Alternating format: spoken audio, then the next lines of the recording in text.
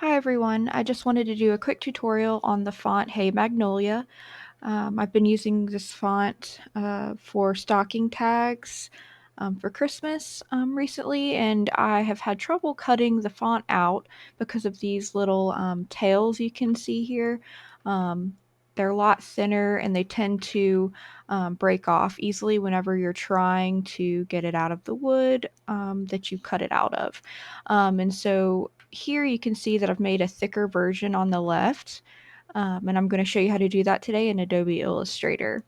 So we're going to start out, I already have one up here, but I'm going to type out another one. And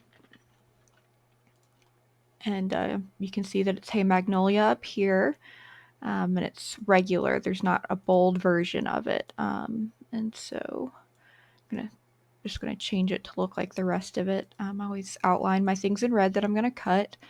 And so right now it's a font, but we want to change it to a shape or an outline with paths. And so we're going to go over here to the properties and we are going to scroll all the way down to the bottom, and it has the button that says create outline. You're going to click that, and then as of right now it converts it to paths, but they're not all joined together, so you can see there's a bunch of overlapping. So you're going to select all of it again, and then you're going to go over to the pathfinder in your properties, and you're going to join it all together. And so you can see now there's no more overlapping and it's all one smooth path. And then so we can still see that it's obviously all the tails are thin, and so what you're going to do is you're going to select it again, and you're going to go up here to object, and then from object you're going to go to path right here, and then offset path. And then for the offset, I found that 0.01 for the font Hey Magnolia is the right offset. If you do it anymore, the little circles, the little cutouts in the middle of the E and the A's tend to not show up anymore.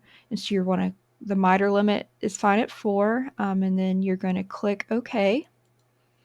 And then you're going to come over here and you're going to drag it apart.